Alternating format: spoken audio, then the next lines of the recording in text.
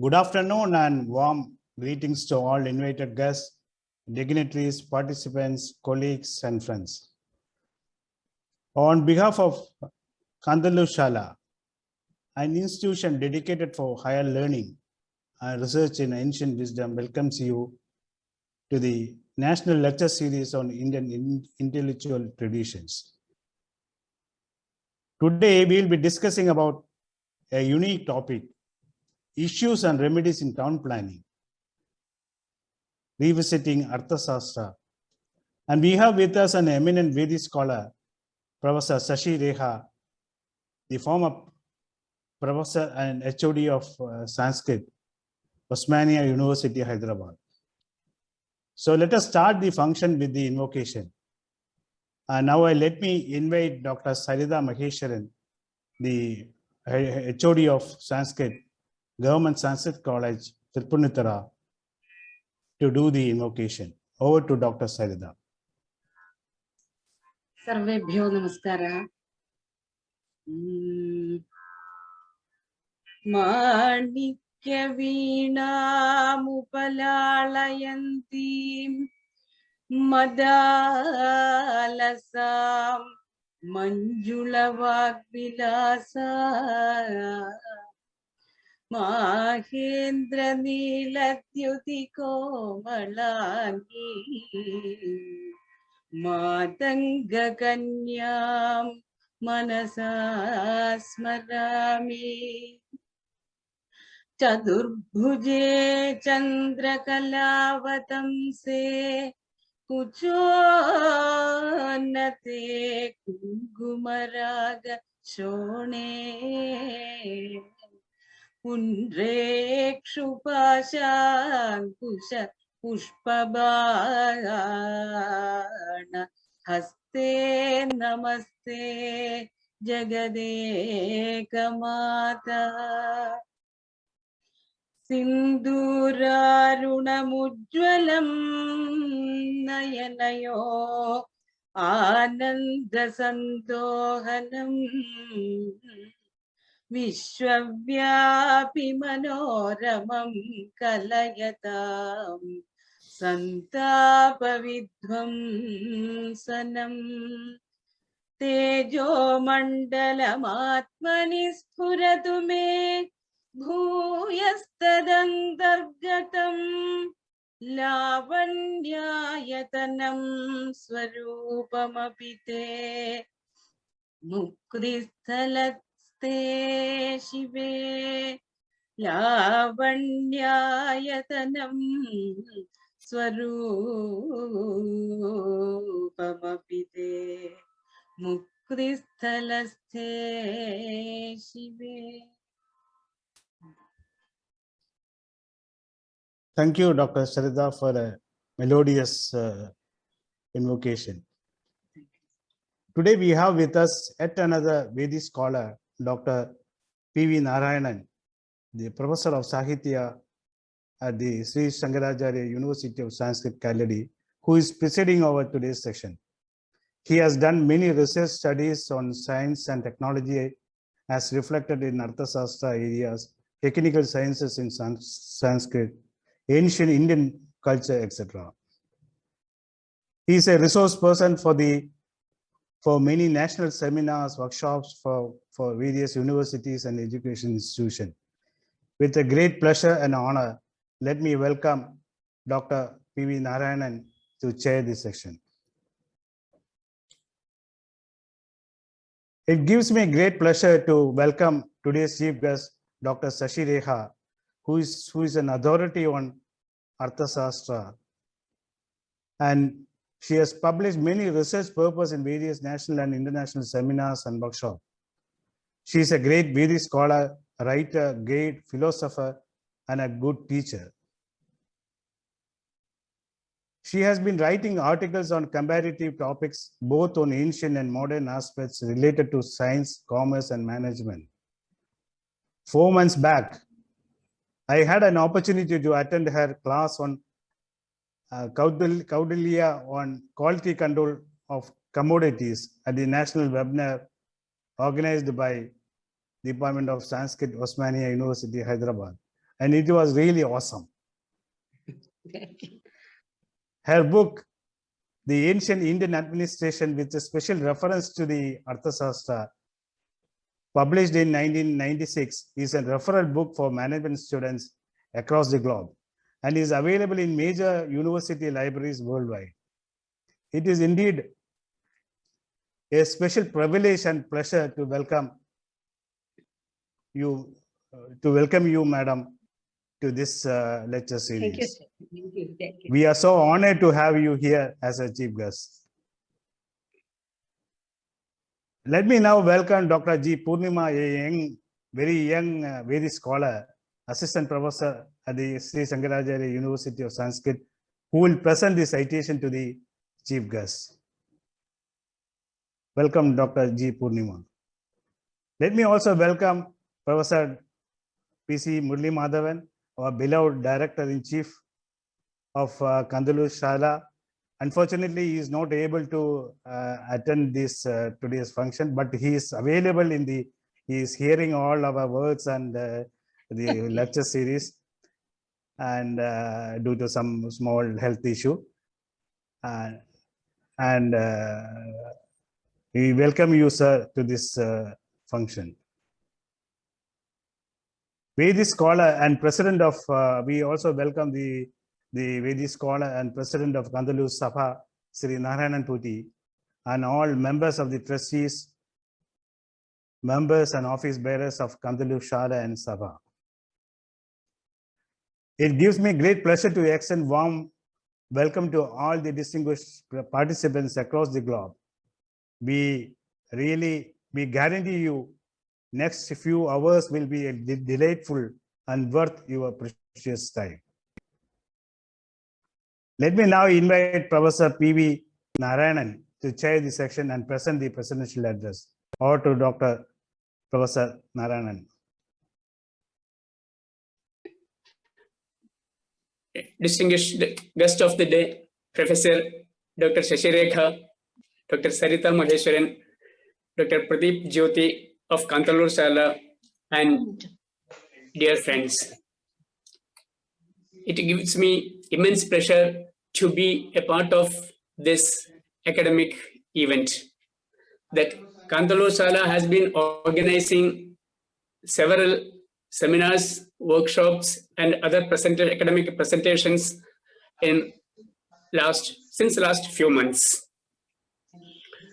And this lecture series on the Indian intellectual tradition. This is the 9th lecture, as I understand. This is the 9th lecture in this series. And there are several other programs also conducted by the Kandalur Shala.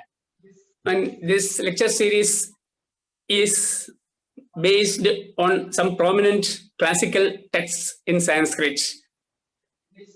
Today's program is also a lecture on a prominent text in Sanskrit, that is Arthashastra of Kautilya. We must say Arthashastra ascribed to Kautilya, and some used to say Kautalya. The topic of today's presentation is Issues and Remedies in Town Planning, Revisiting Arthashastra. And I would like to speak some words on Arthashastra, because I have also made some attempt to study Arthashastra, the text of Arthashastra. Arthashastra of Kautilya, or Arthashastra ascribed to Kautilya, is regarded as the finest flavor of ancient Indian political thought. This is a quote, actually this is a quote, and it's qualified as ancient imperial gazetteer of India, because most of the day-to-day life, most of the details of day-to-day life are available in Arthashastra, whether it may be scientific and technical aspects, or administrative aspects, or social life, or any kind of activities related to human being. As it was observed by Julius Joly, the discovery of Arthashastra in the beginning of 20th century CE drastically changed the attitude of historians and scholars towards India's past.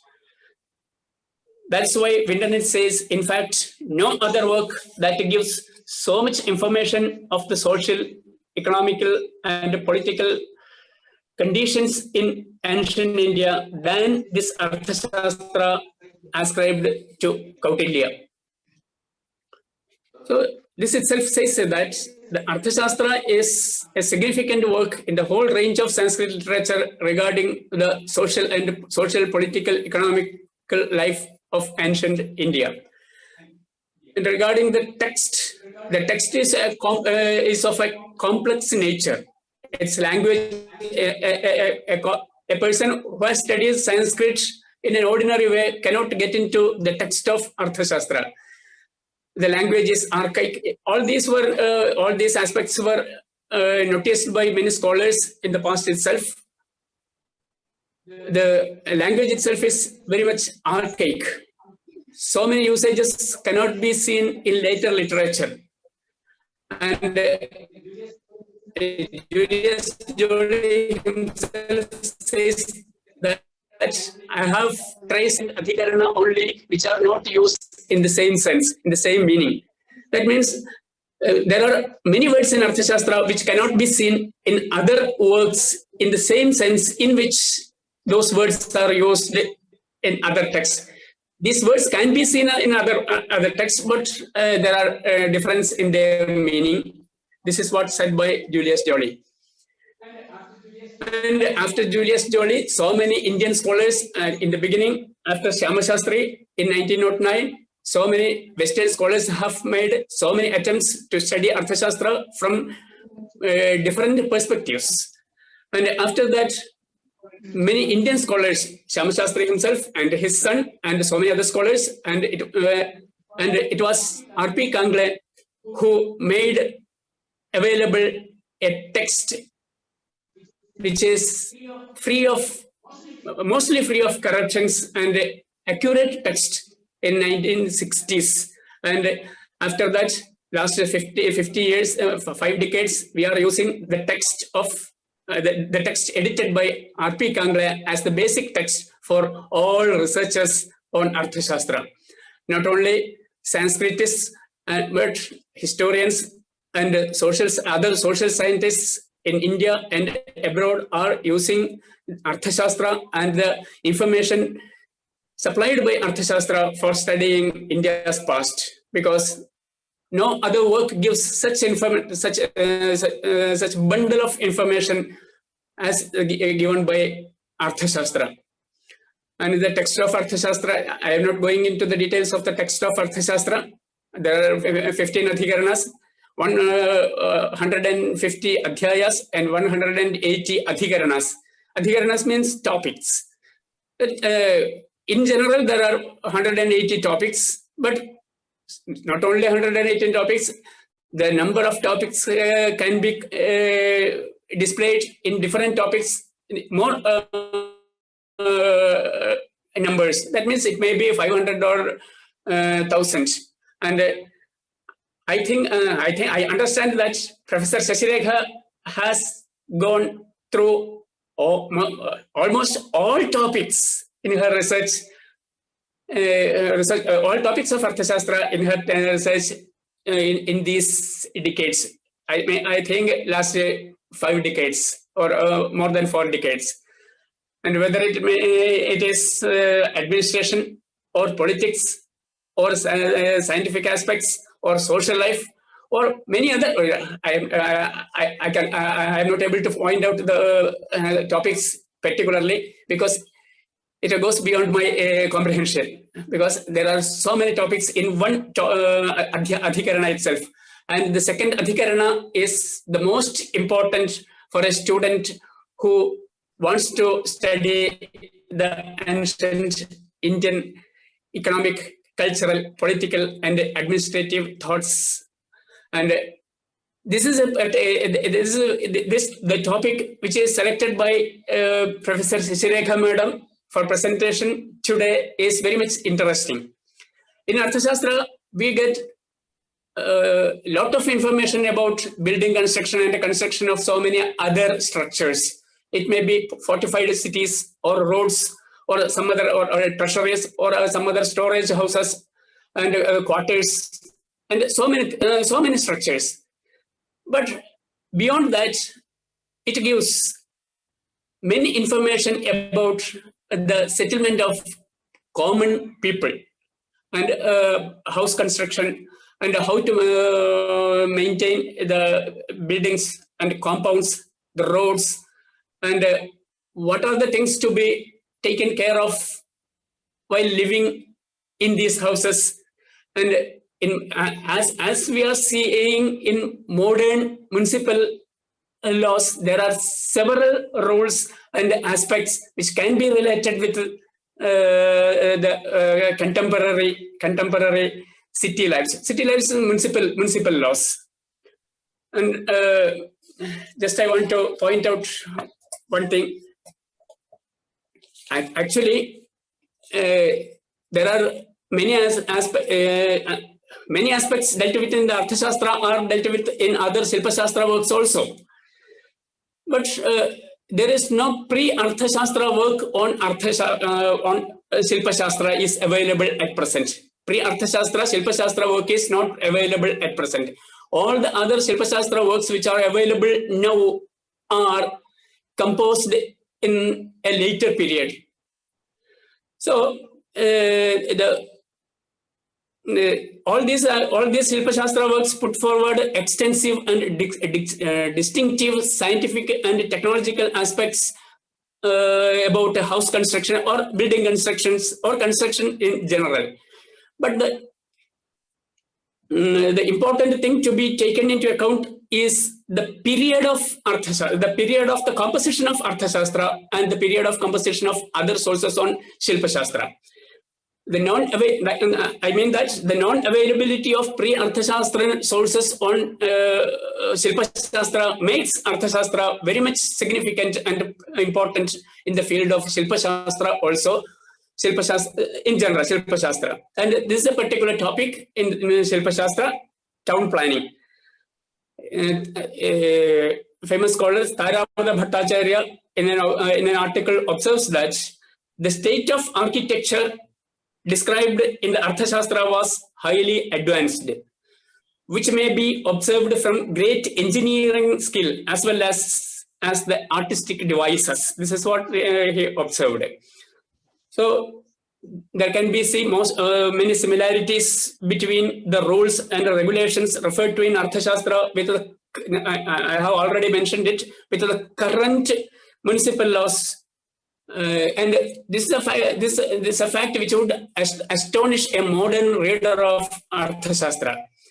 I believe and I think that Professor Shashirekha, who is a great scholar in the field of Arthashastra, will highlight and bring forward these aspects in her speech.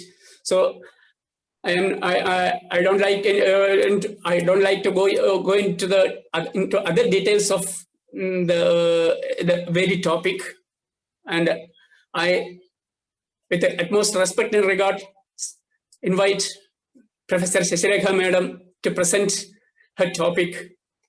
And Madam, this is time for you. Okay.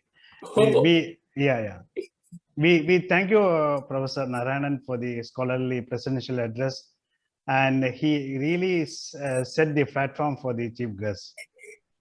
Now, let me now invite chief guest of the day, Professor Shashirekha, an eminent professor, a great Vedic scholar and philosopher and guide, and a good teacher. And we are all eagerly waiting to hear your words of wisdom. Over to Madam. Namaste, sir. Sabhai Namaha. I am very lucky to receive your warm welcome, Sarita's prayer, and Pradeep Joshi's welcoming words, and Narayanan's scholarly introduction, and then as I told you in the beginning, my inspiration, Dr. Murali Madhavanji. My salutations to all of you, sir. I am not a great scholar. I am only a reader. As Narayananji mentioned, my journey started in somewhere in 1980s. So 40 years journey, but still I am at the same milestone where I started. This is my capacity regarding Sanskrit literature, which is an ocean. We cannot swim even a kilometer. That is there, and we are fortunate to be in India, where a great scholar like Kautilya really has made this earth sanctified by his birth and with his scholarly vision. As Narayanji told, it is very difficult to understand Kautilya's technical words. I have taken a minor project, printed book also, like technical words in political works, primarily taking the words from Arthashastra. Each one is, as mentioned in Natshastra, each one is based on its original root, but it is very differently used by him. But nothing, no question of any like own imagination or own, what we say, Sanketika padas, technicality, etc. It is every word, it is totally based on its root. That is the greatness of Kautilya. And here at first, at the outset, I must convey my tributes to Professor Sri Ramachandra Garu, because of whom I could step into this ocean of Kautilya's Arthashastra, and I could understand. I was not at all able to understand a single word in the beginning when I took the topic. 2 topics I have done for PhD and MPhil. For MPhil, it is law, offenses, punishments in Kautilya's Arthashastra. For PhD, the book which is mentioned by Sri Joshi ji, Ancient Indian Administration, with reference to Manu, Yajnavalkya and Kautilya. But both these works I could complete only just because of Sri Ramachandra Garu. Those days I am talking about 80s to 90. Like my work continued 82, 83, and then 85 PhD, then 89 I got awarded. And my journey is still going on, except that military science department, a very vast description is there, because people never demanded me. Remaining all the topics almost I have touched, because it is a need of the society. Law topics I have touched, and Adhyaksha Prachara, etc. in all my lectures, commerce, management, etc. Now this is also, I'll let the credit go to Murali Madhavanji, who has suggested me to take talk on this town planning.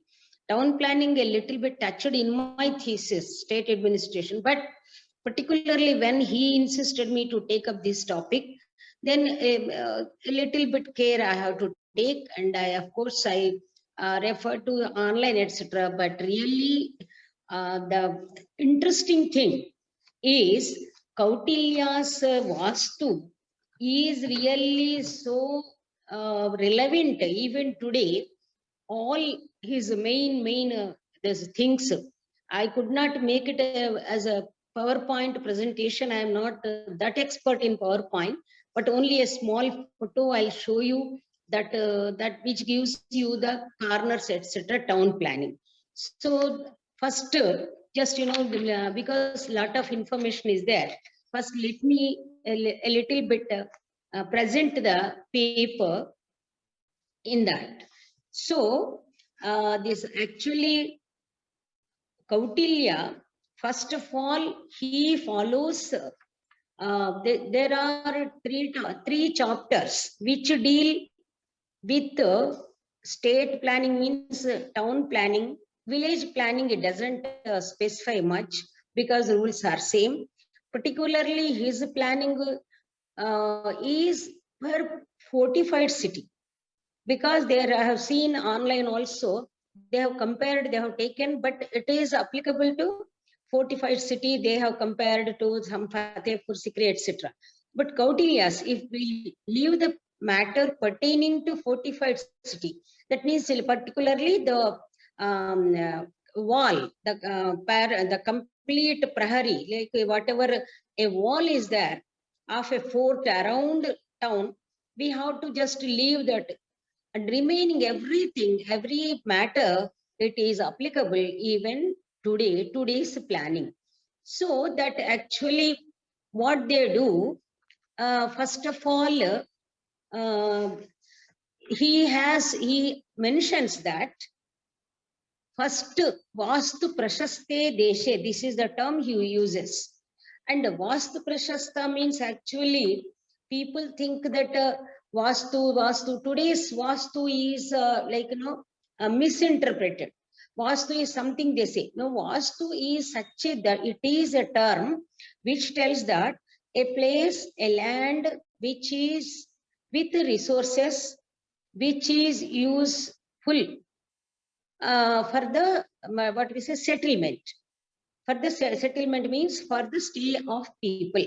If you really some matter is available, if you just go through Samarangana Sutradhara also, I had to refer to that also, the varieties of lands and where how much depth should be there, how much foundation should be there, all these are discussed in Samarangana also. Here Kautilya does not discuss, but he simply says that Vastu Prashaste Deshe. First of all, a land. And another point he says, because he says Janapada Niveshaha, then Bhumi Chitra Vidhanam, then Durga Niveshaha, 3 chapters. He says, Bhutapurvam, Abhutapurvam Va, he says. You see, it is the duty of an administrator to look into the affairs. That means to take care of the city establishment. How? If already established one is there, he need not every time construct or anything. If it is already established, then also it is to be taken care of. Some modification should be done. If not, if only new things should be done, then what has to do is, what a administrator has to do is Vastu Prashasta Desha. How it should be means, there should be the what we say human resources we talk. So natural resources should be there, human resources should be there, some water bodies should be there, etc., etc. All this should be there. In such a place, a city, a town should be established. And how many types of towns are there? If you see, he says a Janapada is a state. State means, you see, now you can take Kerala state, Andhra Pradesh, or Telangana, or UP, Madhya Pradesh, etc. This is in a smaller divisions. If you take entire country into a zone, then it is also different. So now let us confine our this discussion only to the states, because already each state is doing in its own way, and it has to do in its own way, depending upon its natural borders, its surroundings. So that is the reason, first of all, in any state means present state, I am talking, present state, if we take as a Janapada, a Rashtra, let us take, then it has got, as you know, first of all, the state capital, and then there are districts, then there are taluks or mandals, these divisions are there. So first of all, let us see what are the divisions in this. Then here, according to Kautilya, he has divided these center places, headquarters of revenue, headquarters of how many means, actually that Dronamukha he says, Sthaniya he says, and then Sangrahana, etc. he says. Before that, first of all, how it should be means, he says the total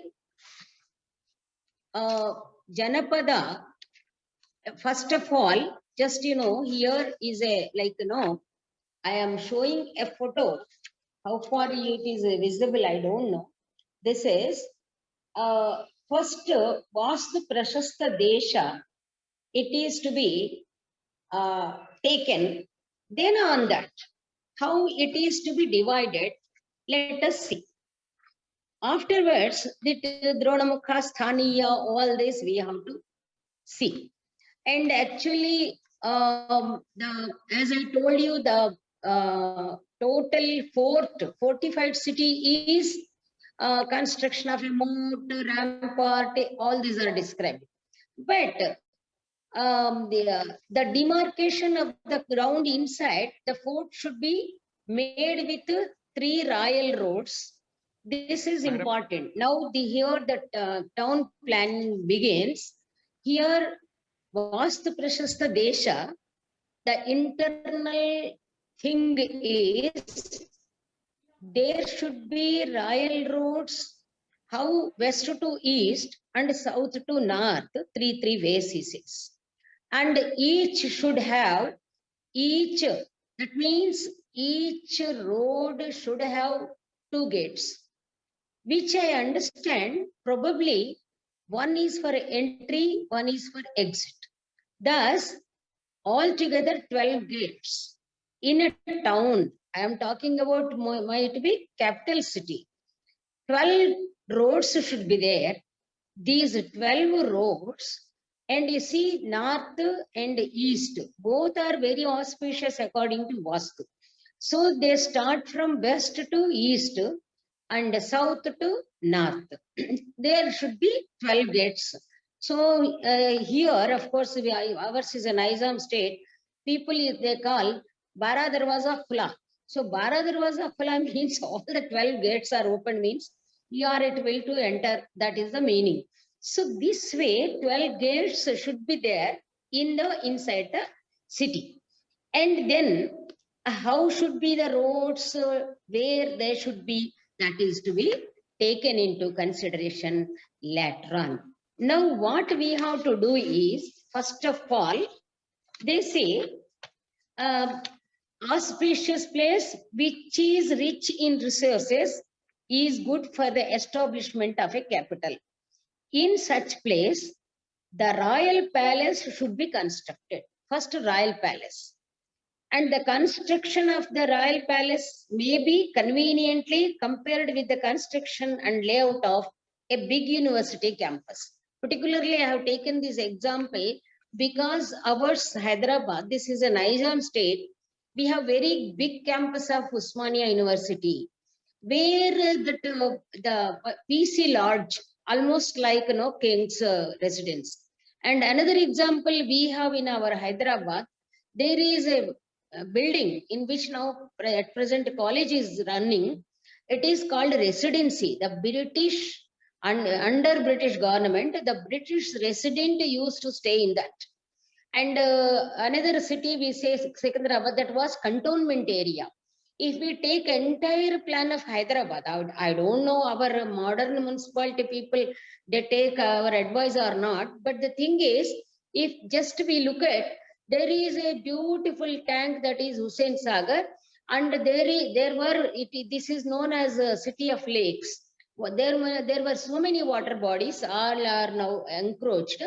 So if we look at, because when I am going through this town plan, immediately everywhere, because since childhood we are staying here since 50 years. Before this was so drastically developed, I have to say. So this was, not overcrowded. This was a very pleasant town, and it almost followed the same thing, I believe, which is now seen in Kautilya's Arthashastra. Because there are hospitals, there are court buildings, wonderful, wonderful building, and secretariat also. You might have seen Hyderabad or not, but where the Sachivalaya secretariat is there, where this residence is there. So like this, Rashtra Bhavan is there. All are almost, as per the plan, which is mentioned in Arthashastra. Means those days the engineers were well versed, not Arthashastra, but their Vastu is almost like our Kautilya's. That means ancient Vastu is the same. So this way.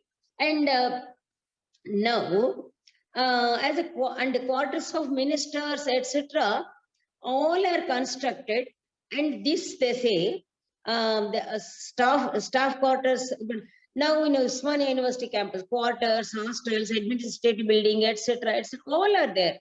Police station, so on. So this is, of course, those who have seen. And now, Coming to the Vastu Vibhaga, we have to say Vastu Vibhaga. First of all, Vastu Vibhaga, which the paper I have shown. If possible, I can, if anybody's WhatsApp address is there, I send that photo which is drawn by my person, my daughter. So that I'll send to you by WhatsApp. You can really share it with people, which just, following Artha Shastra, I have written. Actually here, this is the center place, there should be a little bit side, towards side, that is royal residence, it is there. Here, Kautilya is mentioned so clearly, and here, sir, I have taken that, what we say, my liberty to discuss. In fact, it is, I'll tell you, that he uses Kangle, etc. As I mentioned, Narayanan sir mentioned, I have seen, they have used different terms, but what I did, he has mentioned terms like this, sir. You see here, NW, WN, etc. Now, each one I'll just simply read out.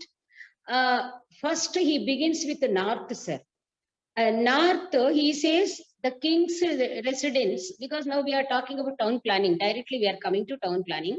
The royal residence, that is king's residence, in 1/9 part towards north. Towards the north, but it is in a 1/9 part. That is the only thing. I think any architect or anybody can should adjust this royal residence. That only one map she put here. Remaining we did not put. And that can be, this royal residence can be east facing or north facing. This is there. But towards north only in a 1/9 part. It should be. Because Vastu Hrudaya, he says, Vastu Hrudaya means that whichever site is the main center point of the total capital city. We have to take like that. So this is there. And then he says, Ishanya is there. So he has done two things. What he says, one is Iyan, Ishan, here Ishanya Uttara Bhaga. And then Uttara Ishanya. Two words he uses. That means what? One is, that is which you are seeing in the picture. Here I put after north, this is actually east comes, this number 4 east comes. So here what the corner also you people know it, because this is called Agneya. That you know. Sorry, Ishanya. Ishanya, you know. Because Ishanya, this is Ishanya. He has mentioned this Ishanya into two parts. Kautilya has made Ishanya into two parts. He uses the word, there's a Uttara Purvayoho. Purva Uttarayoho. Like this, these words he used. So these are the words. What I did is taking the same order. So Uttara Purva means this is north east here, and Purva Uttara. If east is mentioned, then from the east we have to count. That I have done in this throughout. So here we have to take if we are coming from north according to number in the picture, then it is called northeast. Northeast means this side. So of course here this is what he has done is, sorry, first king's palace, and now a part of Ishanya is Iyan. Here we are coming to here priests. We are at 3. treasury we talk afterwards. Ishanya and this north. Here, part of Ishanya, Acharya, Purohita, and Yajnashalas, and also water bodies and their ministers' quarters, ministers' residences. All these should be a part of Ishanya. Here, why we really talk about this means, just to try to understand. Here, this northeast is part of this treasury, etc. So, but here, this is why this means. Here you see, Acharya, Purohita, all are almost like gods. They are like gods. That is the reason Acharya, Purohita, etc. and the ministers, certificate secretary, all these are very, very precious ones, very auspicious ones. Therefore, they should be in that Ishanya. So that is a important thing. And then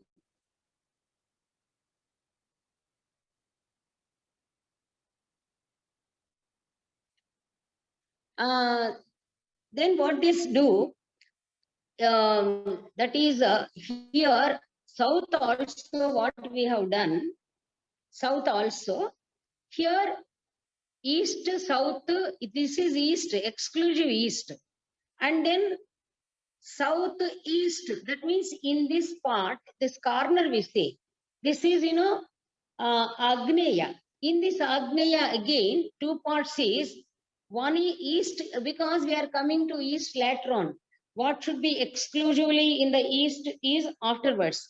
But east to south, this is SEES. So here, east to south, what should be there? He says, a part of Agneya is for kitchen, elephant stall, and the magazine. Magazine means, this is what it is called is storehouse. That is called a magazine. And then beyond that, dealers in perfumes, flowers, and liquids, makers of decorative items, and Kshatriya should be there. So here you see, here, so, 1 minute, because I just see in my this one, medicines and perfume. I take out drawn by me.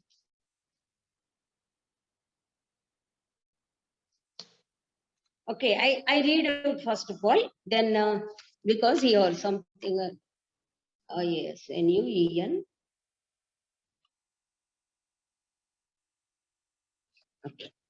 Okay, yes, okay. So a part of, just, we go according to the directions. A part of ES, east, south, but means from east corner to south, that is kitchen Agneya, as I told you. Again, number 3, what it is, this is already done. EN is east, north, that is priests, etc. It is over. Then in a part of Agneya, southeast, the place allotted to storehouse, audit office, and the quarters for the workmen in Royal Palace. Almost. This is, fourth only east, it is southeast. And numbers put differently. So here, this is called southeast. The southeast storehouse, audit office, and workmen quarters should be there. And then Nairuti comes. That is, Nairuti is almost, as you know, southwest. This is south, and the southwest. And Nairuti is also Nairuti, the storehouse for forest produce and the armory should be in a part of southwest. Southwest, here forest produce and armory should be there. This is exactly north south. Afterwards we come to that, and then south. This is in south. Beyond that, it is allotted to. Beyond that means not the corner one. Grain dealers in the city, officers of various factories and of army. Here grain dealers, factory officers, courtesans, dancers, etc. And then WS means a part of southwest. Again, west to south. I told you, southwest means beginning from south. West to south means the part west to south. That's the reason each corner is made into two parts. So southwest means you take the count from south to this part, and then you take west south means from west to south. That way I have done. So then west south, a part of this west south, Nairuti is for the stables for donkeys and camels and the workshop. You see here, Nairuti is as it is, Nairuti, what things should be kept in Nairuti. And Nairuti many people avoid. And Ishanya, Agneya, as you know, Ishanya is for all temples, auspicious, etc., northeast. And then Agneya is kitchen and etc., fire, that's way. Now Nairuti you come, most of the people southwest, Nairuti, somehow they consider as like not that auspicious. Therefore here they kept simply donkeys, etc. Now we are coming from west to north. Now west, this 10 is there, west to north, that is WN. It is kept like we are leaving exactly west. This number will come later on. Now we are going with 2 letters corner. Okay. WN means west north. West north means you should begin from west towards north. Okay, that way. As I told you, I am not perfect in drawing also. This is just, west north, what they said, you leave 10 W, you leave, then stables for carriages, chariots. So a part of this, the stables for carriages and chariots should be in this place. That is west north. Now, excludes north and that we go later on. North I already told in the beginning only, this is royal residence. Then east merchants, that only really I pointed. Number 4 is there. 2, 3 they went for corner. 4 is merchants, perfume, flowers, etc. That is gone. Now next number is 7, that is south. Grain dealers, factory officers, courtesans and dancers. And kitchen, elephant stall, etc. This is the different one. Okay. And then forest produce armory, we have taken this Nairuti. Now we are coming to stables, carriages, chariots. This is west north. Okay. Now west the workers. Now what is work? This west means here. Now workers, wool, yarn, leather, shields. So Paschima Disha, that is the workers in wool, yarn, bamboo, leather, armors, weapons and shields. All these should be in this western quarter. That means directly west. The corners we just leave and west. Then north west. Here northwest means like 12 number comes, NW. Because from north you have to take. If you take from this is west north. So this is Vayavya, it comes Nairuti and then Vayavya. So if it comes, then what is there? You see, northwest, the stores for wares and medicines should be here. Okay, that should be, here, medicines, how they have done for wares and medicines here.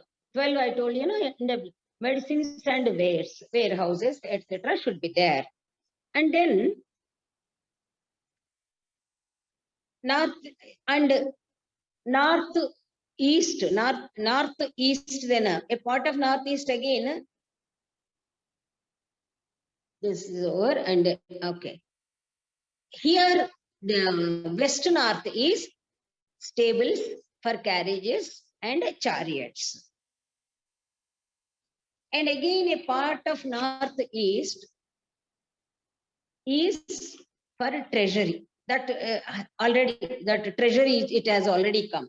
So the stores for wares, etc., medicines over, and the workers in wool also over, carried. And then beyond that means northeast, etc. is there. Later on here, Kautilya mentions, Kautilya is totally, he does not stress upon Dayavala, but he believes in Muhurta, all that. Therefore, he believes in Vastu, he believes in Jyotisha, and he is also particular about Vastu Devatas. That way he says, tutelary deities of the city and the king, the workers in metal and jewels, the Brahmins, etc. should be like, north side.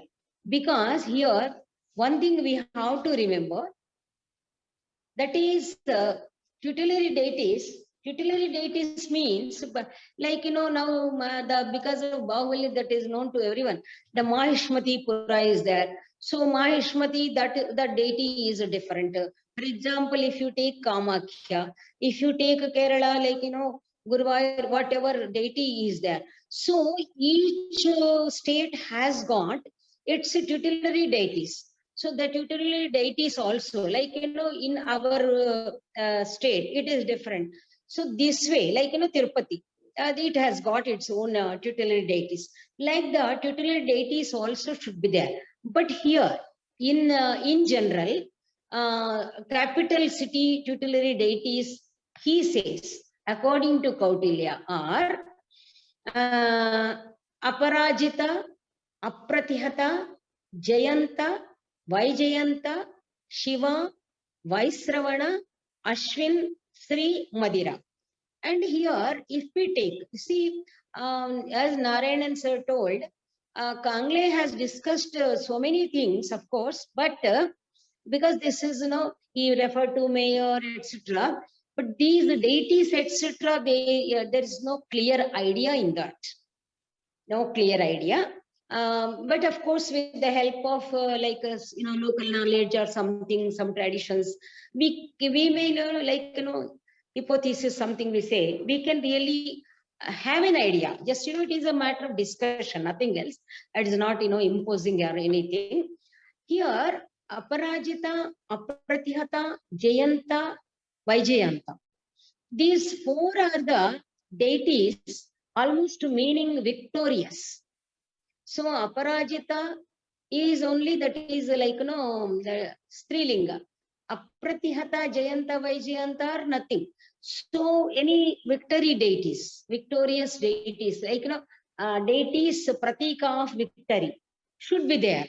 And then here actually, as I told you, Ashwin, just now I read it, Vaisravana is, Kubera. Vaisravana is automatically the deity of treasure. So treasure house. This we can understand. Kubera is the deity of that treasury. And then Ashwins, they are like, doctors, divine doctors. So probably tutelary deities of doctors. We do not know now any doctors have Ashwin or not. Dhanvantari's post will photos are seen at least somewhere. And Sri is riches, of course, she is seen everywhere because now everyone has become worshipper of Sri more than Saraswati. And Madira, of course, here I would like to share a point with you. Madira Devi is so called. Madira means, as you know, that says liquor.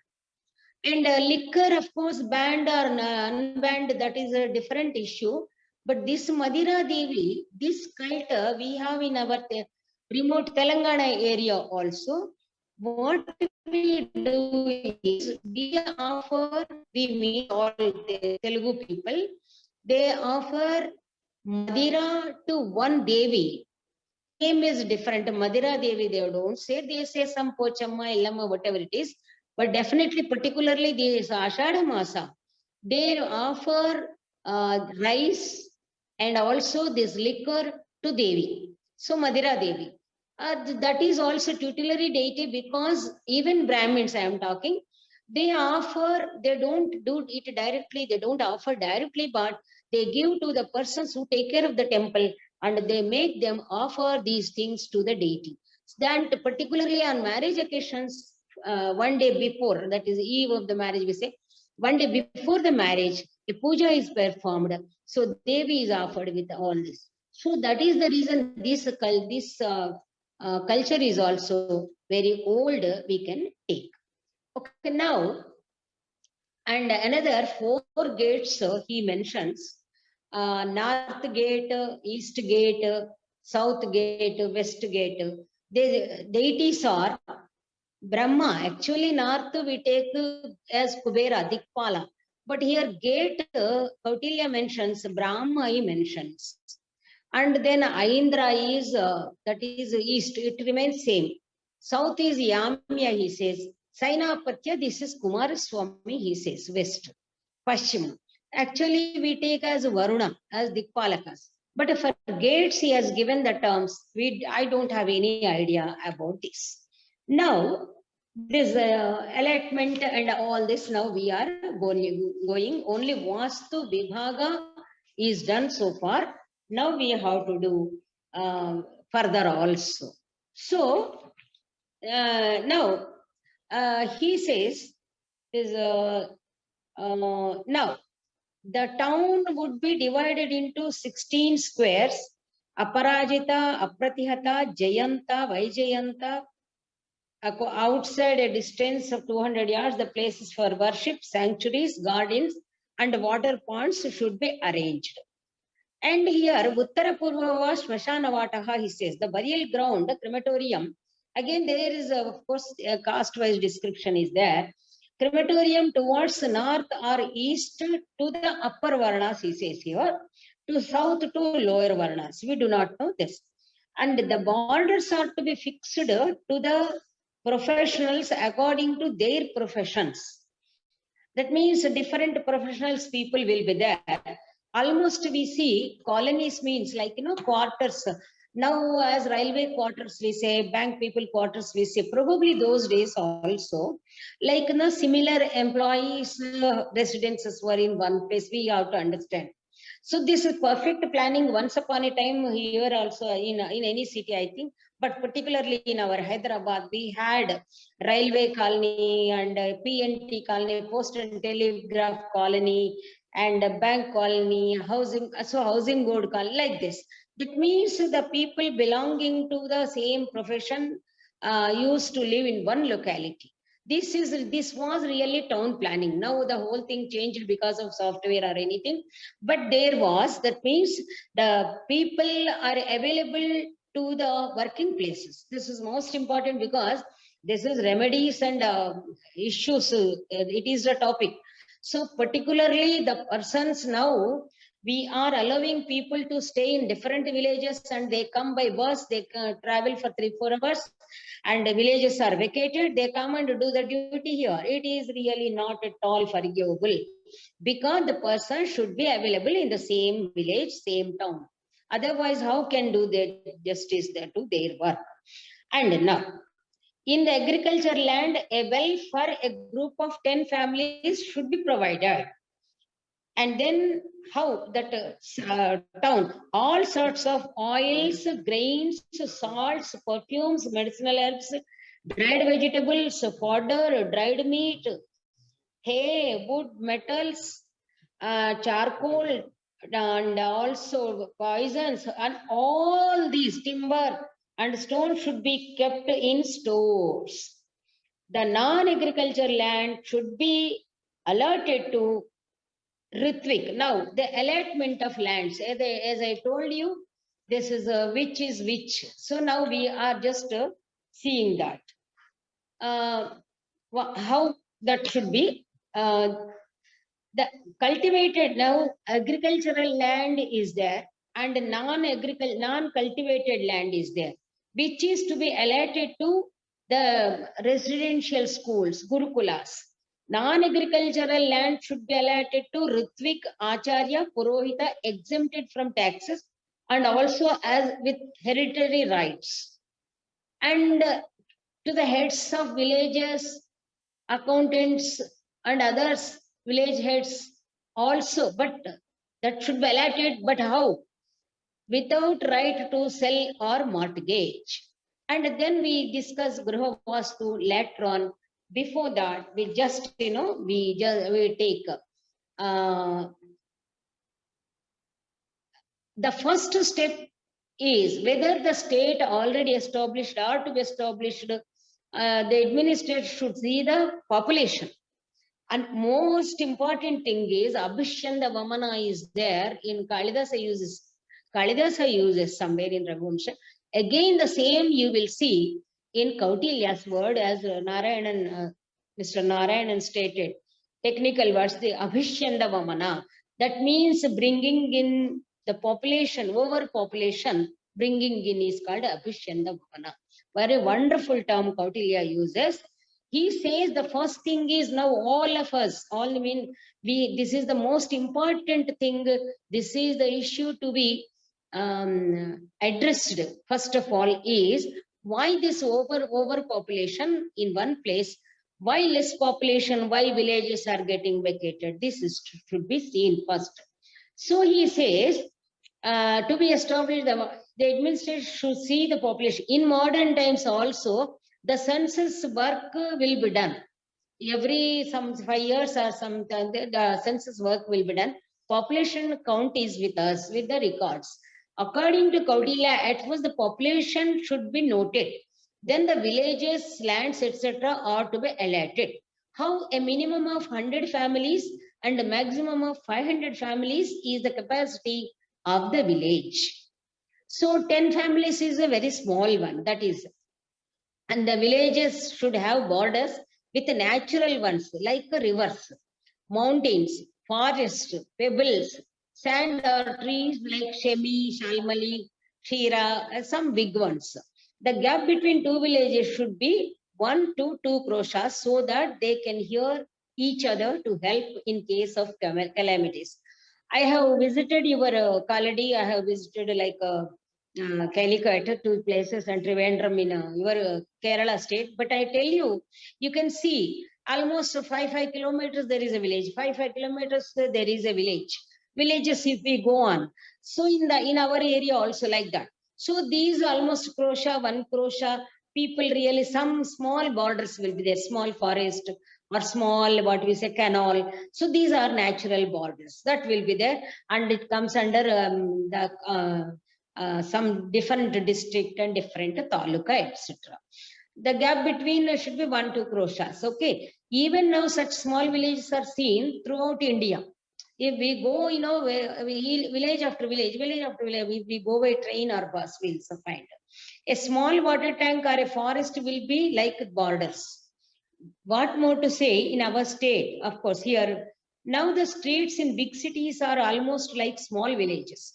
Now we are calling this area, this area, this area, but here this street is named like that. It is almost like pin codes. Now pin codes are given, the pin codes are almost like these are small states only, small villages only. Okay. Now, even the names appear like Malaysia Township, Singapore Township, these have become now very popular in Hyderabad. But the Malaysia Township, Singapore, nothing but some group of some families. Okay. Now, even the borders are fixed and different pin codes are given to the locality. There should be headquarters for a group of villages which we now term as districts and taluks. Now, according to Kautilya, the division is 4. One is 800 villages. It is called almost like in a district headquarter, Sthaniya.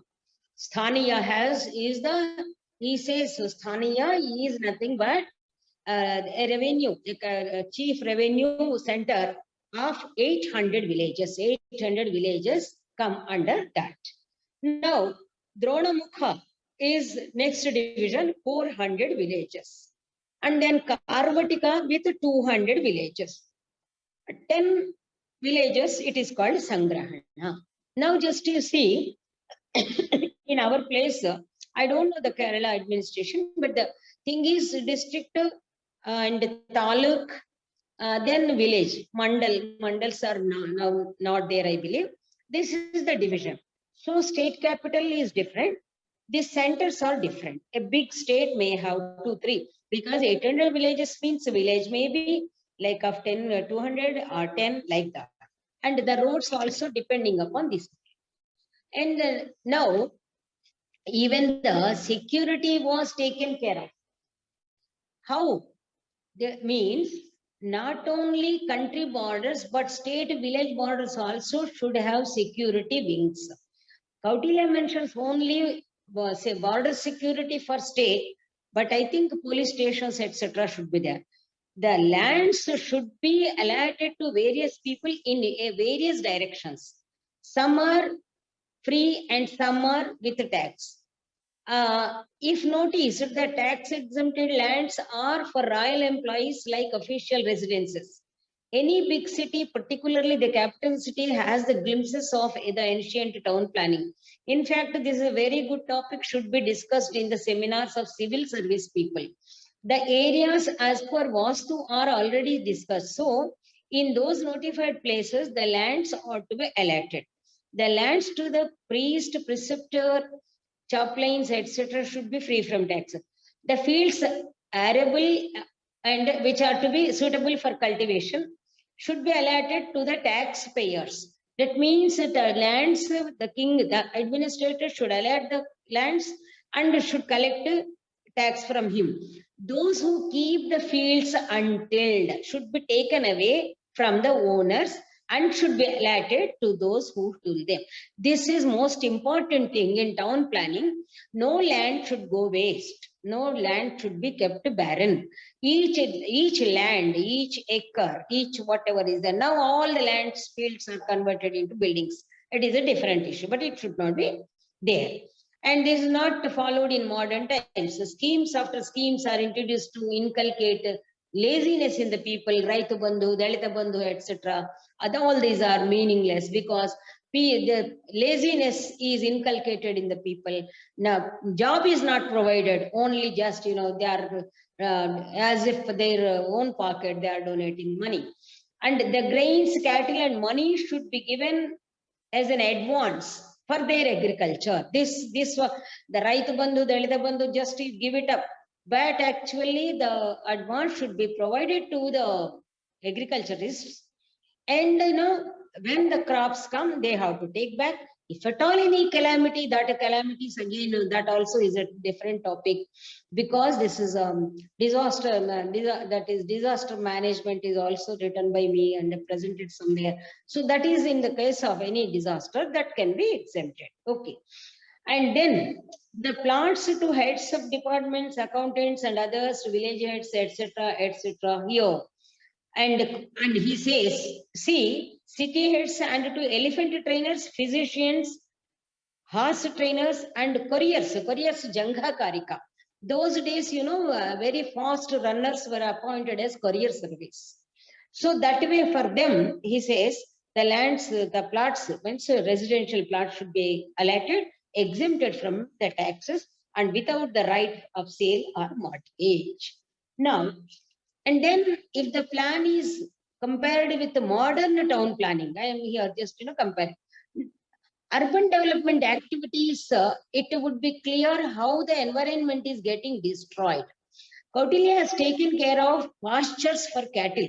And actually the pastures also should be Vivitani, he says.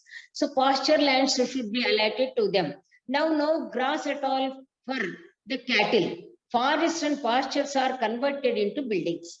The forest, shopping mall and buildings, shopping malls, entertainment clubs. Acharya Kautilya does not permit the entertainment halls in the city particularly. Any drinking hall or clubs or any gambling hall should be in the outskirts of the city. In now we have cinema halls, etc. Everything in the city, it was not allowed. This is the most important thing in town planning. The person should not never allow. People may go on strike, but it should be never allowed. And they says the bars, gambling halls. He says otherwise they disturb the social life and also they cause disturbance in the daily routine also. The non-cultivated land should be allotted for pastures. The places for sacrifices and Vedic study should be allotted where the mobile and immobile are assured safety. If we no harming the forest animals and trees, etc. If we go through Sanskrit dramas like Shakuntalam, Swapnavasavadata, etc., we come to know the atmosphere of an asrama.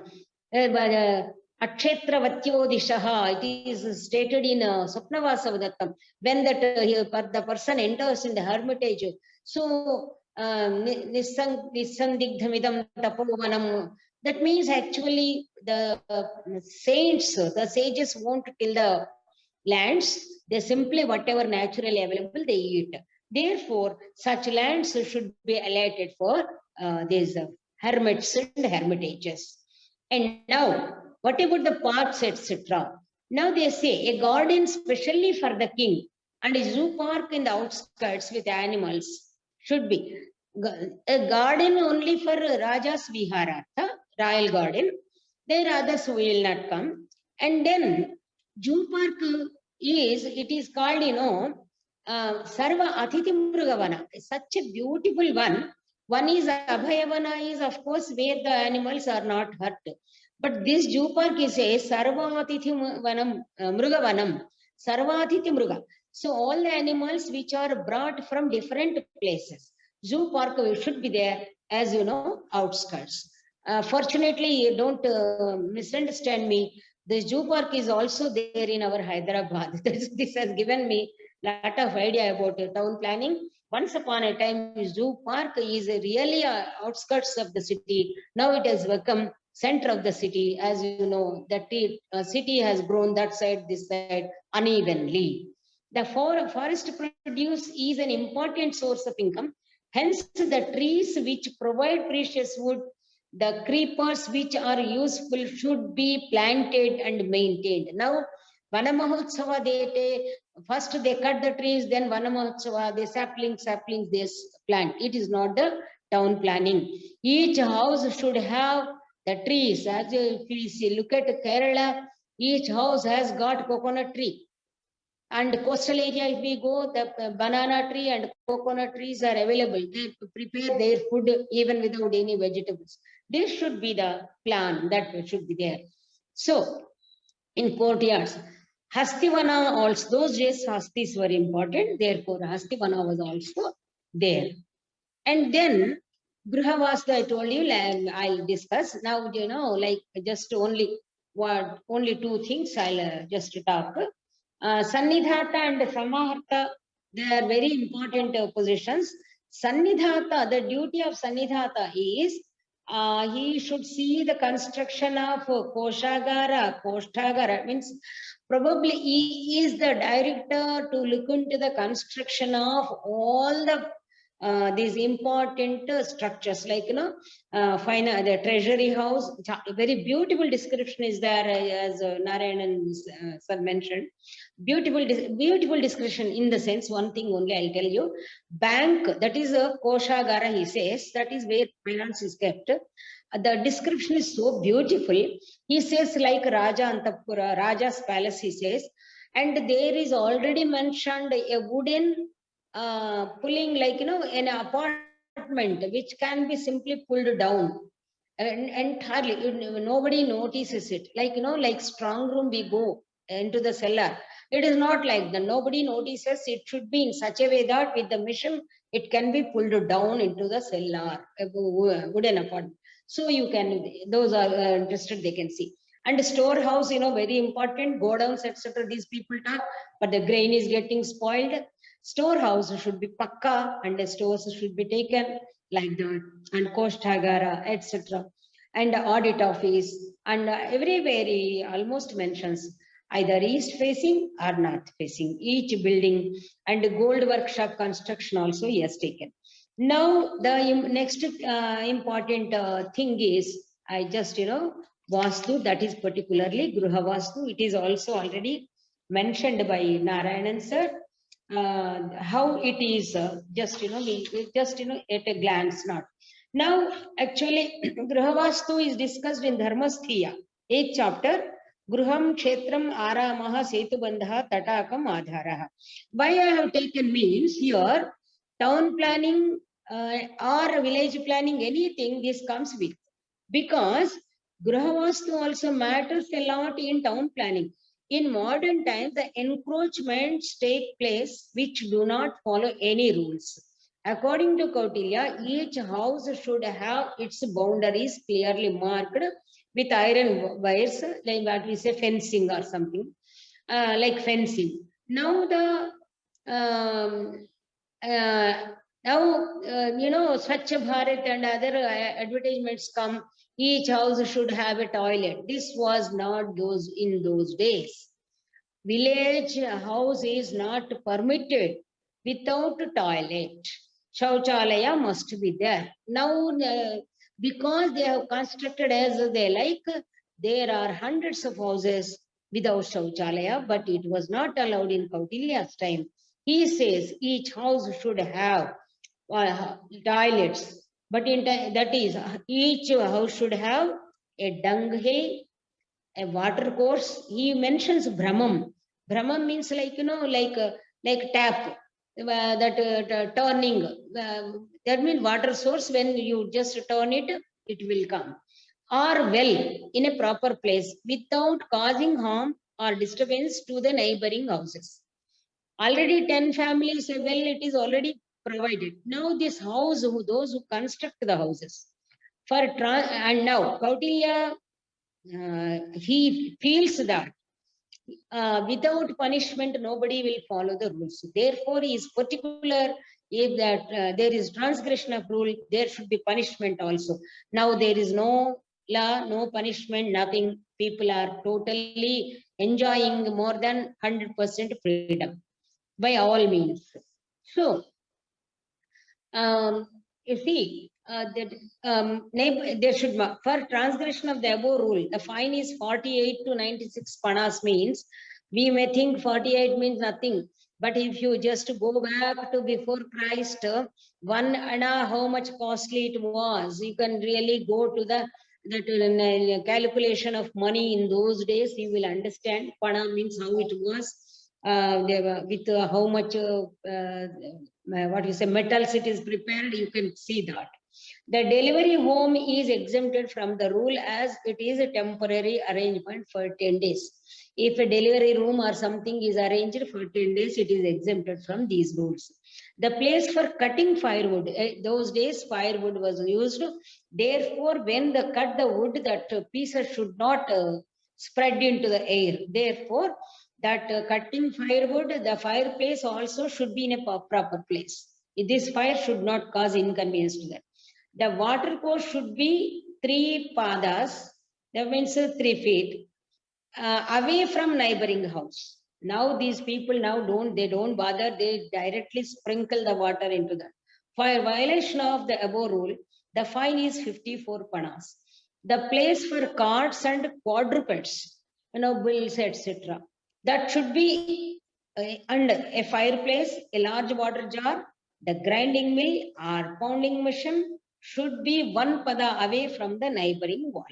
For overcoming the above rule, the fine is 24 panas. Now just all this again, fortunately, I am very much well acquainted with the village life because I hail from village, and also a Brahmin agriculturist family also. We had agriculture also. Those days we were having bulls and all, and we had lot of problems with neighboring people because their water courses used to destroy our walls, common walls. Even now it is going on in villages. So this way, these are very problematic ones. When they are not addressed, it causes lot of problem. The big water containers were kept in the houses to wash hands and feet of the guests, big water jars. Even in I admire the Kerala temple brass vessels and all. I love them because I have seen some temples and all. That's that type of brass vessels were there. I am crossing my time limit, 2 minutes, I'll sum it up. And then there is no end to Kautilya's information. No one was allowed without washing feet and hands. Now people are following only due to COVID. But Indian culture had all the good habits in daily life. Now, even in that's puja system, I'll leave it up. Between two structures, there should be an open lane with the width of 3 padas. This is seen even now in villages. There should be an open lane that we call it as sandu something, and then that roof should be there. In case of repair, there should be like some small opening to do that one. Okay, now Acharya Kautilya's rules are applicable to all times. He says there should be a provision to protect the structure from the damage by rain. Even verandas also should be covered with some sort of bamboo or something. There should be like a curtain like thing, he says. So the veranda should be covered by matting or a wall touching the roof.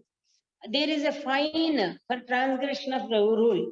But because one's own veranda, I do like this and that, it is not allowed. It may fall on anybody passers by. The main problem on roads is the staircase doors, which are contrary to the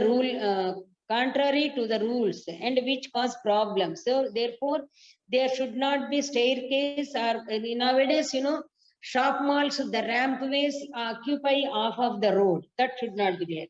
And before I sum up, before I forget, I just read out the width of roads, which is the most important thing in town planning. Later on we can, because our time is just wait, because that is the most important thing. If I forget, that is an injustice to my people.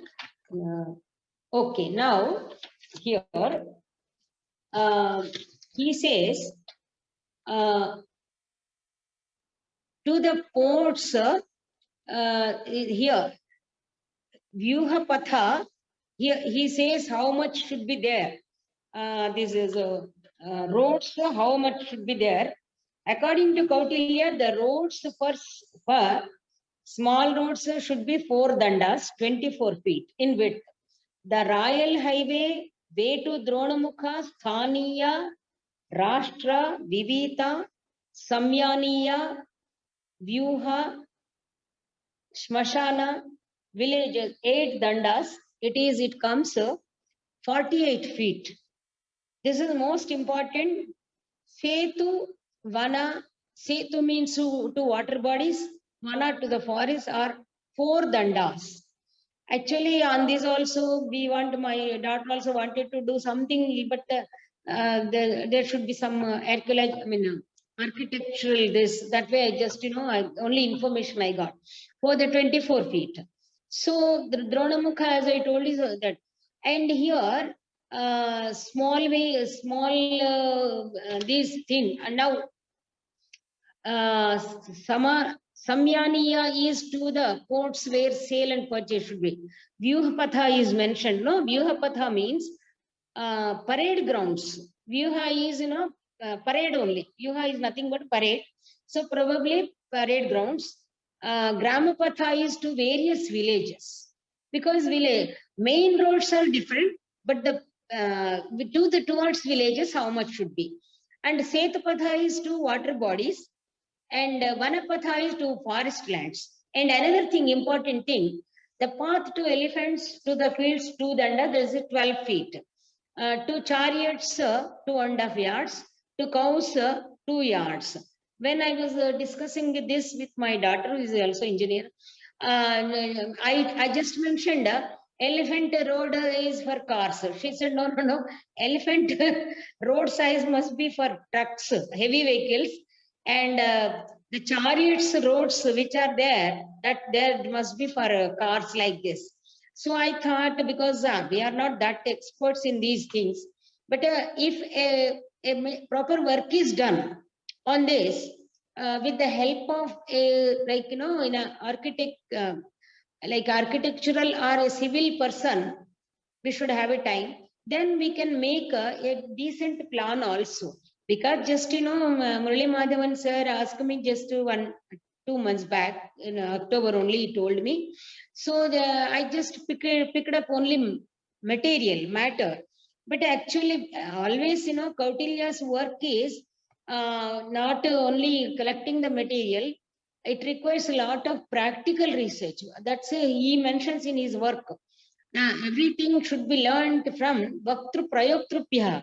Not only Vaktas like me, only speakers, but Prayoktrupya means one who is involved in its practical experience. So town planning only matter we discuss, but this knowledge is not at all enough to focus on that. But this, only the thing is, this gives you a path, as he said, a path to proceed. And how perfect was the town planning. And I tell you, I have seen, like, all samsthanas. And if you see Chennai road, I have seen only few villages, but Chennai roads, you look at them, how big ones, and it was long ago. I have seen already, like, for 30, 35, 40 years back, not now. All planned towns, planned cities, if you see, some people say Delhi also, but I have seen Delhi crowded areas. If you see, the plans are perfectly right if we go back 50 years back. And our village is also a samsthana. You will wonder, we have a fort also, and there are 3 roads, as Kautilya mentioned, very big ones towards villages and in the town also, and everywhere connecting to side lanes. That means it was a samsthana, so automatically it was developed by those samsthana deshas. And Hyderabad, of course, it is the capital of Nizam city. Probably this you may find in Mysore, but because I don't have any idea about Kerala, sorry. Because whichever I have seen, I admire, and I went on comparing. I was recollecting. So not that I am partial towards one city or other city. My knowledge is very limited, only bookish knowledge, nothing else. So this way, town planning is very interesting, and really, I thank the Kantalur Shala. I am almost regularly attending, listening to your. And another thing, before I forget, I tell you, this Kantalur Shala information is published in Times of India. I have seen it very wonderfully. Lot of information is given in that. I think it is like 2-3 weeks back, I believe. I may put a message to Murali Madhavanji also. So Kantalur Shala is doing wonderful thing, particularly the comparison with the modern and ancient, particularly totally science related things. And I thank all the organizers and all the participants also. And I feel I am privileged to be given this opportunity to share my ideas with you, sir. Thank you so much. Dhanyasmi. Thank you so much. Our chairman is Professor Narayanan. He will lead the discussions. I think the number of participants are now Reduced to below 20, I think. And it was a nice presentation, very informative and wonderful. And it's needless to say, the scholarship of Professor Sisharekha Madam in the field of Arthashastra, not only in the field of Arthashastra, she is a great scholar in Sanskrit. It is very much beautiful. Her Sanskrit speak. If we hear her Sanskrit, we will be astonished at how a person can speak Sanskrit in this way. Chaste Sanskrit, we can say. And the language in English also, she is very much a proficient, and she has presented her topic in a very nice way. now and there are so many aspects in this topic is somewhat technical. There are so many technical aspects which cannot be comprehended by the audience in while hearing it. It needs so many explanations. Yes. So there may be some difficulty for the audience, even if they can relate so many aspects with the contemporary things, contemporary information. And regarding the town planning and regarding the even the details of constructing a street and how to maintain a street in a settlement also are depicted in Arthashastra. What should be the gap between two houses? And what are the details to be arranged, made in a house? All these details are there. That's why many scholars have compared the rules laid down in Arthashastra with that of the modern municipal laws or building and construction laws. So I think many scholars who are here now can contribute some points, or they can make their points clear by raising some questions. I request all the audience to participate in the discussion. Hello. And I make a question from my side. Even if I would like to ask one question, madam, how far these rules and regulations, have been followed in ancient India while constructing some cities and some settlements on some streets, houses, etc.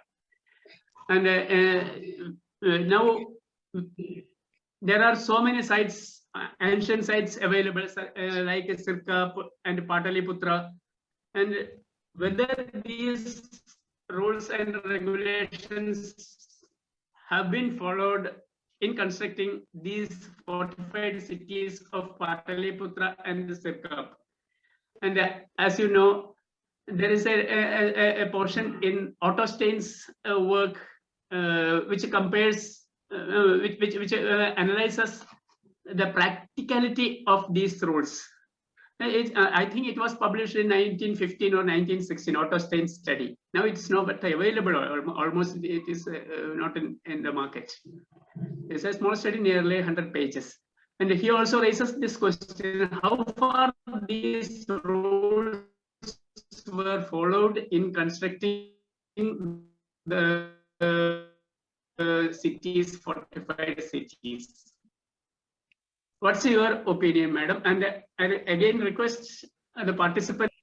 That when I was referring to the some translations of Megasthenes Indica, there is a beautiful comparison, description of Chandragupta's this Pataliputra, as you say. It is almost like whatever is depicted in Kautilya's Arthashastra. He said this is a city like with all these walls, etc. Long ago, I refer to that. And another thing, you see, Kautilya's Arthashastra available only in 20th century, as you know, 1919. But here in Usmania University, only Marathi lecturer, he has written a book. I don't have idea. I have not seen, but the influence of Kautilya on Shivaji. King Shivaji. So the that means actually they had the knowledge of Arthashastra, might be through Parampara. And another thing I'll tell you, sir, that is Krishnadevaraya, who belongs to 14th century. Krishnadevaraya's Amukta Malyada is very popular kavya in Telugu literature. And in that I have written a paper, the influence of Arthashastra on Amukta Malyada. The administrative aspects, etc., almost same. That means Arthashastra, without mentioning, somewhere Kamandaka is mentioned by Malinatha, etc. Kautilya is hardly mentioned, but his influence is there. And if you see, as I mentioned, so many cities, this town planning is, if you take like Mayasabha onwards also, the roads, etc. The Indian Vastu is almost same. Like, you know, Sarayu River was there. If you take Ramayana, and if you take something also like that, Arthashastra, Kautilya has probably made strict rules for violating this. But what he says, Vastu Prashasti and Vastu Corners, all he has really, he is not the creator, as you know. He is not the creator. He has stabilized the system. He has established a system. That is the reason what he mentioned, Bhutapurvam, Abhutapurvam va. That means before that also, he mentions many kings' names also. There had been kingdoms. So not that the kingdom is idam prathamataya established. So therefore, we can see whenever we go, immediately go, it may strike. As I told you, parapet wall and moat, Kandakam we say. Kandakam maybe will, you know, Khananath Kandakam must be there. So the moat, etc., all these are there. In, as I told you, samsthanas, in our old village, in our own village, it is there. So, Arthashastras, I think without acknowledging him, they must have followed. I don't think that our constitution makers, either Ambedkar or anybody, they had not gone through this Arthashastra. Only the thing is the reasons better known why it was not introduced in the course. Even today in the curriculum, why Kautilya is not included, why not introduced. The management studies, we are lamenting, we are conducting our own seminars, only handful of people, and we claim that everything is there. But why we are not able to influence the people to introduce a piece of information in management courses, a piece of information in structural engineering, a piece of information in law. So here, you know, actually everywhere it is there. So needless to say. So this is my opinion, sir. That's all which I feel. Okay, madam. Thank you, madam. Thank you. That's all. We are One helpless. solution, yeah, ma'am. One solution for this, I think, is as you rightly said, we need to get the help of or support of practitioners or real town planners, civil architects or Yes. civil engineers or architects, and then make this paper in a more understandable manner, in the sense that, as your daughter happened to be an engineer and she has drawn it in a very beautiful manner. Yeah. So similar to that, if we can actually make that paper into an understandable language in the modern times. What I'm saying is that, whatever is there mentioned, let us translate and transverse it into something that is understood by the modern man. So if that is possible, then that is going to be really helpful, especially for, this smart city projects are coming up nowadays. So I'm sure that, due to the political influence in the center, also, we can actually try to make a paper and submit it to this smart city mission everywhere. And then probably some of those points or some of those insights from this kind of a paper is going to be really useful for practical applications. So that is the actually the objective of setting up Kantalur Shala again, in the sense that we don't wanted to learn what was there in ancient times. We wanted to make it useful in today's situation, and how we can learn from our ancient traditional knowledge systems, and that is the real objective.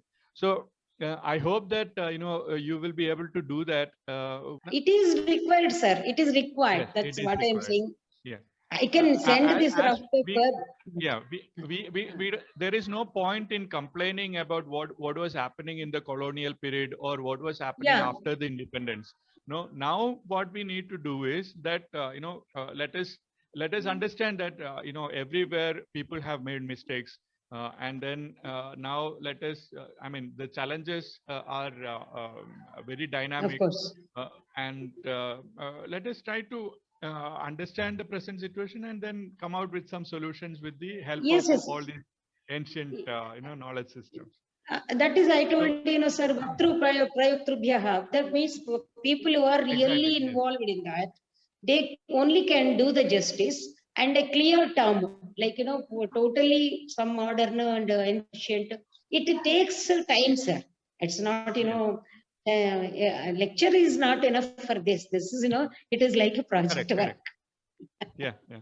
So Nice, sir. similarly, the concept of Vastu itself, you know, when we are looking at Agni Kon, for example, in Yeah. Kerala, when we say that the kitchen position has to be in one particular area, it is also looking at the prevailing wind of the land. Okay, Yeah. it means that, you know, if something is happening in the kitchen, you know, if a fire is happening, Yeah. or even if that you know, cooking smell, it should not be spread across the house.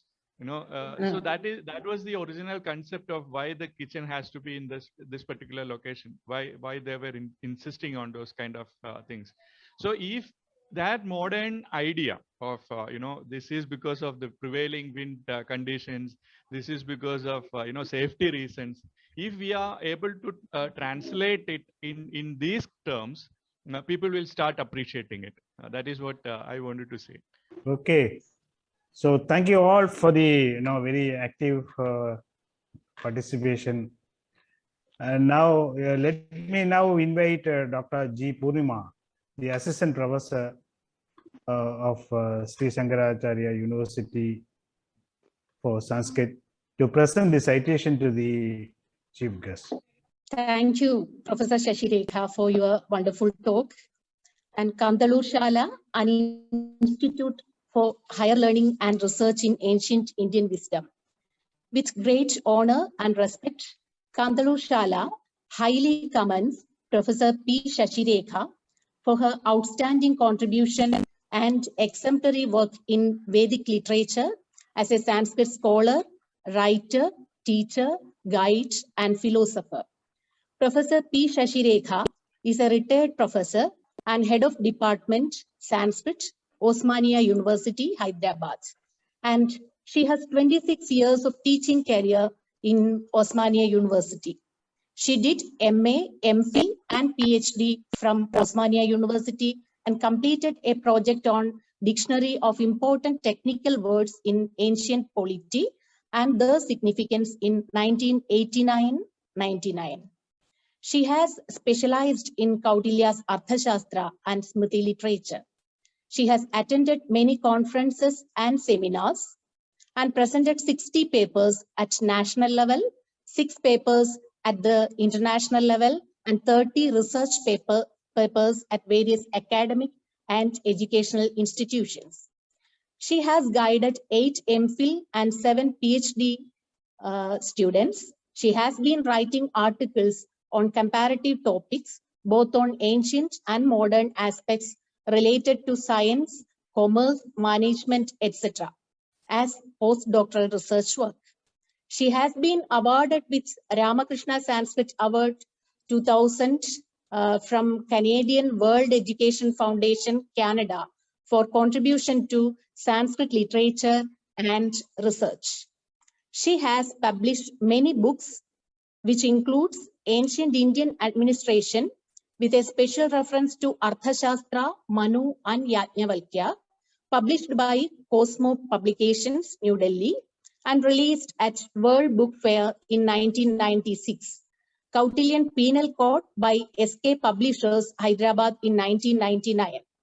Ashwaghoshuni Adbhuta Kavya Dvayi by Samskrita Bhasha Prachara Samiti, Hyderabad in 2004. Banavani Ramaniyakam by Samskrita Bhasha Prachara Samiti, Hyderabad in 2004.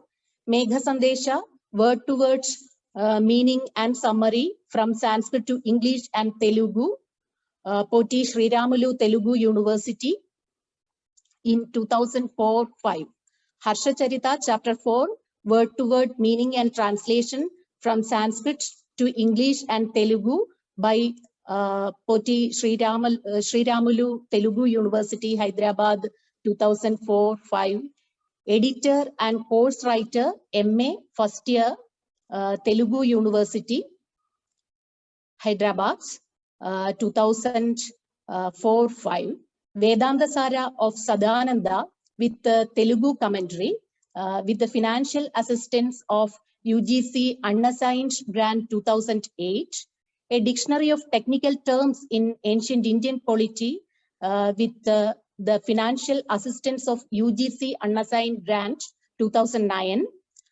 Bharata Sukti Sudha Binduvulu 2010, Sankhya Kariga 2010, Sarvajna Singha Bhupala, and Reflections on Kautilya in press. She was a NSS program officer, University College for Women, Hyderabad, 1990-92. In charge diploma course in Sanskrit, Marathi and Kannada and French, 1998 to 2003. Head Department of Sanskrit, Osmania University, July 2001 to 2003.